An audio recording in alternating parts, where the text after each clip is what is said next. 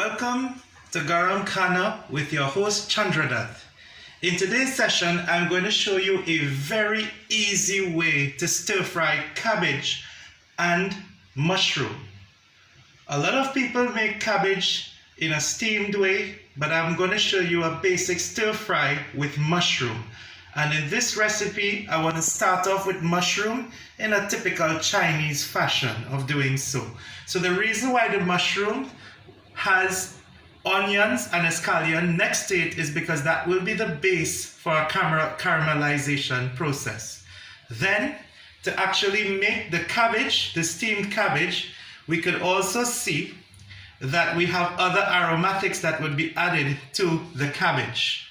So if we move away from the chopping board and we look at the other aromatics, you will see that we have scallion, chili pepper, garlic, thyme, and this will be used to stir fry the cabbage. So the cabbage will be stir fried with the typical Caribbean aromatics, and the mushroom will be sauteed in onions and a little scallion.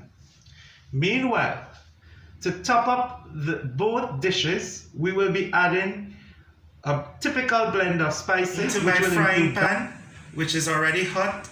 I'm going to add my vegetable oil.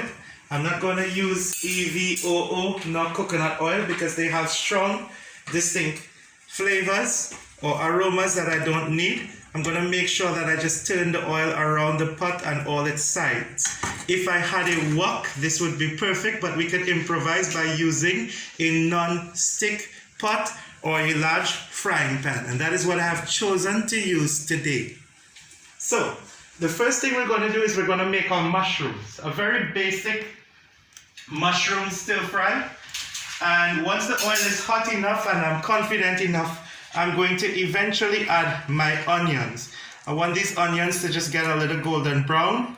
I think the oil is hot enough, so it goes in. So it goes into the pot for a little sizzle.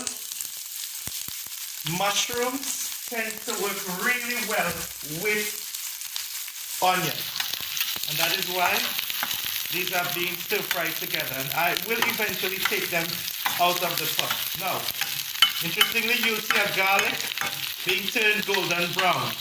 The garlic is infused in the oil and is cut large so that it creates an aroma. So there's an infused garlic oil right now that is used, and this is actually going to help in the overall process. So this is what I have. I don't want it to burn, especially because there are scallions in the pot. I don't want them to burn. So at this point, I'm going to add my mushroom, which will give off moisture. I'm not going to overcook the mushrooms because mushrooms themselves don't take long to sweat. We're basically just sweating the mushrooms. I will not cover it because it's a stir fry, but I'm confident here that my cooking process will be finished in probably about 2 minutes. And this is all on high heat. Right, so we're just going to saute this. We're going to leave it for a while and you will see how the mushrooms will shrink. One fun fact about mushrooms is mushrooms should not be washed. Mushrooms must be cleaned with a damp cloth or a napkin or paper towel, because by washing mushrooms, you take away from the natural vitamin content. So we want as much as possible to not actually wash the mushrooms, but just to kind of dab the large mushrooms. These are closed cup mushrooms. You want to dab them with a paper towel, which is what I did. And you can see that nice caramelization going on with the mushroom and the onions. Both of them are right now meeting each other for the first time. They're having their first date. This is their first dance. And you can see that an immersion is occurring. So the flavors work really well together. And this idea that I've got is classically captured in, let's say, English breakfast, when people serve large closed cup mushrooms with caramelized onions. It's very popular for English breakfast. But this technique that I'm using was inspired by one of my friends, Lenny, who's from Hong Kong, and he taught me that many times you could actually stir fry different vegetables in layers and not mix them, but do stir fries in incremental phases. So this is our first incremental phase of the stir fry that we're going to take out the mushrooms very soon. Now just to add this whole process of caramelization, I am going to add a little bit of brown sugar. I'm just going to add a little bit of brown sugar, not too much, right? I am going to add just a little bit of salt. Again, not too much. I'm going to add a little bit of black pepper, right? Because this process will be replicated for the steamed cabbage, right? And you don't want anything to be sticking to the pot. So if we have rice wine, which we do have a little bit of rice wine, we're going to add that rice wine now. And you're seeing here some sticking to the pot, which means you want to make sure this doesn't happen. Do not add water. It's time to probably take this out, but we're going to add a little bit of the rice wine mixture that I was speaking about. A little bit of oil. Do not make the mistake of using vegetable butter or any margarine. Cooking oil that is usually vegetable oil is the best. Perhaps canola oil could also be used. So here's where we bring the Caribbean Creole into the mix. A little tip is some people like to use jerk seasoning or the base ingredients of jerk on cabbage and steam it. Some Jamaicans do that. I've seen Jamaican chefs do that. I've seen people in Trinidad also experiment with some of these aromatics. So what I'm going to pour in will be onion, garlic, chili, as well as some thyme. And they just go into the mix very quickly.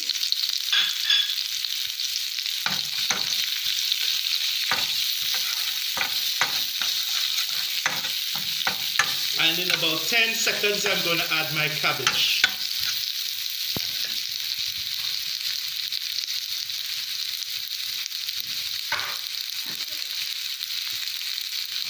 So in about 10 seconds, I'm going to add my cabbage. And one little tip about cabbage is that it should be shocked in water or cold water.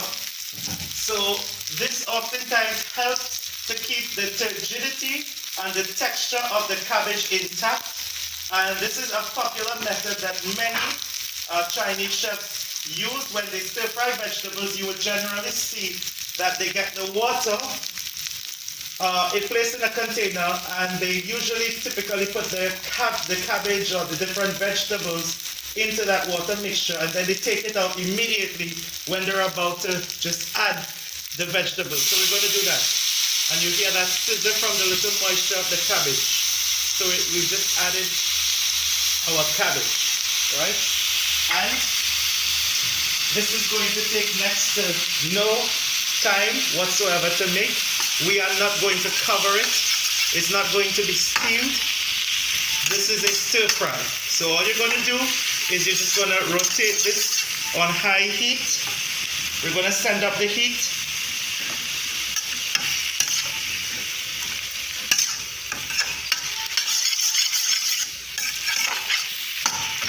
We're going to add some of our spices to this mix.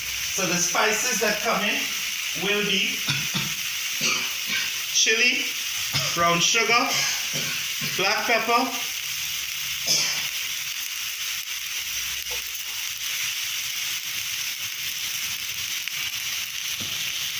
I'm going to make sure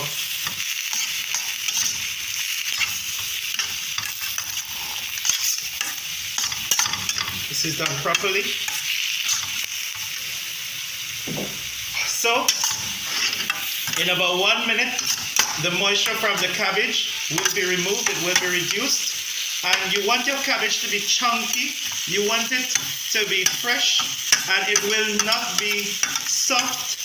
So the key thing here is you want crispy vegetables, and this works really well with the mushroom. So the softness of the mushroom is going to be contrasted with the kind of turgid, stronger structure of the cabbage. So the cabbage is not to be broken down like in some cultures that might probably just steam it for a longer period. This is a basic stir fry. I'm just going to add a little bit of soy sauce. I'm going to add a little bit of soy sauce, and I'm going to add some sesame oil. Just a dash of sesame oil that I have. I'm going to just add my sesame oil now to the mixture. Not too much sesame oil in there. So just a little bit of sesame oil to add to it. And just a little bit of cabbage. Just a little bit of soy sauce will be added to the cabbage. Not too much because the soy sauce already has salt in it, and we don't want to make our dish too salty. So you've noticed that my garnishing has the sesame oil and the soy sauce. And that's pretty much how we will end this dish. That's